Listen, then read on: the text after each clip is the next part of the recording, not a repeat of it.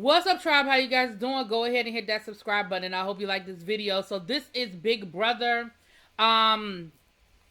season 24, episode 19. So listen, a lot of this episode was a double episode, so it was 2 hours in one. A lot of it was filler. They were showing the people's punishments. Terrence got a bunch of tattoos. Indy had to do the leotard and sing a song, and so they had to make that a whole thing. We don't care about none of that. Kyle and this veto. Probably 80% of this episode was about Kyle and this veto. I don't disagree with Kyle's mindset to say, listen, why do I have to use the veto? Okay, you're mad that Alyssa decided to take your London trip from you. But let's be clear. Prior to the power veto competition, Alyssa wasn't even on your radar. So take your feelings out of it, take your pettiness out of it, and let's just keep Indy and Terrence up there, and we get rid of Indy, and we live to see another day. The leftovers last another week, because let's be clear, the end is near for a variety of reasons. First of all, because it's 7 of y'all, and it's the majority of the house, and at some point you're going to have to start picking each other off. So the leftovers only have about maybe another week in them, if that.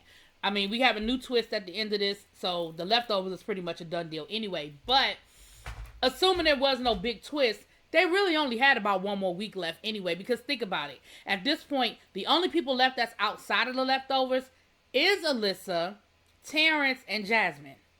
Indy's going home this week, or Terrence is going home. Either way, it's still only 3 people that's left that's outside of the leftovers. And as long as Kyle is playing both sides of the fence and protecting Alyssa, it's really just Jasmine and Terrence. So, short of Jasmine or Terrence winning HOH this week, the leftovers really were only going to have those 2 options, and then after this week, that's it. That's a wrap.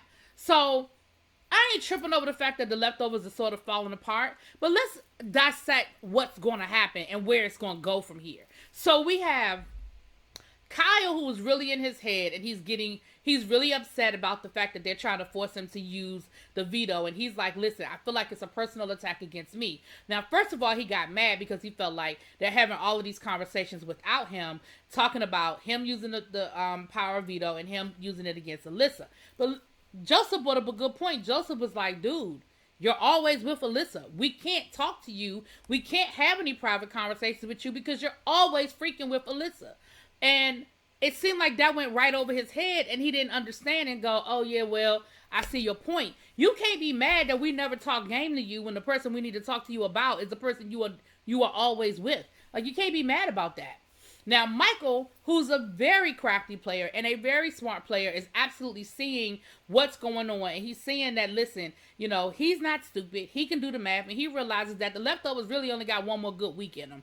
And because he's a super fan, he knows a double eviction is coming soon. And his thing is, listen, I need to be able to play this. I need to be able to hedge my bets on this situation. So he goes to Kyle and lets Kyle know, look, they want you to use the power veto. And Kyle, talks to Joseph, and Kyle talks to Monty, and he's feeling like they're trying to pressure him, and he doesn't see why he has to use the POV. Again, I've already stated that I don't necessarily disagree with him. Now, but if you're in an alliance and the HOH wants something done, the way we've been playing Big Brother all this time is you do what the HOH wants, or you jeopardize your alliance. Now, on the flip side, because Kyle is supposed to be in this other alliance with Indy, Indy is assuming that he's going to use the POV to take her down and save her because she's thinking he's in our alliance. That's not a crazy thought.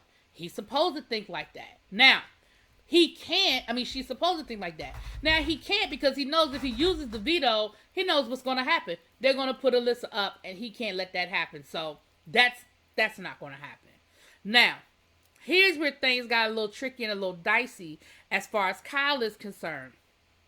And I had seen this on the live feeds while I was down in France. He started turning this into a race thing. He started talking about the cookout and being careful about basically a minority alliance. And he pretty much threw everybody who's a minority in that pot. He threw Taylor with Monty. He threw Joseph in there. And he threw Jasmine in there. And what was interesting is he's talking to Michael and Brittany, and Michael and Brittany were like, whoa, ho, ho, ho. Like, I don't want no parts of that. I don't want any parts of us targeting the people of color in this house just because we think that they may have an alliance and we think they may be trying to pull a Cookout Part 2. Now, nothing that has happened this season had made anybody think that they were trying to have a Cookout Part 2. Kyle, have you forgotten the whole reason why the leftovers came together to begin with? Because Taylor had been on the block for like 5 weeks straight, and y'all felt like that they were bullying Taylor, including Jasmine, including Monty. So all of a sudden now you forgot all of that, and you think they're working together and they're running this big alliance behind your back. And Brittany and Michael were real cool to be like, listen, yeah, they know how that's gonna play to the public, but I think they legit just didn't want no parts of it. They didn't want any parts of looking like they were going to go after the people of color just because they were the people of color and because of what happened with the cookout last year. Now, they sort of nipped it in the bud, and I think, CBS gave us the story, but still edited around how deep the story kind of went, honestly. So, Kyle doesn't use the power veto. Taylor makes a big scene. She's like, okay, we got to pretend like I'm really mad at you because you were supposed to use the veto, but you didn't use the veto. So she does this whole thing where she's yelling at him, and he's like, this is so stupid. It's not a big deal. Why are you yelling at me? We don't have to put this much of an act on. Whatever. And you can tell that Kyle is just over it. Kyle is over it. Indy's upset because, again, she expected Kyle to use the veto when he didn't. The vote comes down, Indy's gone, and Michael wants to give Indy a sympathy vote. Taylor's upset about that. Again, I understand to a certain extent why, because the numbers are tight. And she's like, listen, if we start throwing away too many sympathy votes, then we may have a problem, and I may end up having to do the tiebreaker, which I don't want to do. Indy becomes the first member in jury, okay? So there we have that. Now, here's where Big Brother threw us for a little twist this week, and I like it. Big Brother has found a creative way to do a double eviction, and I like it. Because the thing that's always the disadvantage with the double eviction is that it all happens like this. Boom, boom, boom, boom. Nobody really has a chance to digest any of it, right?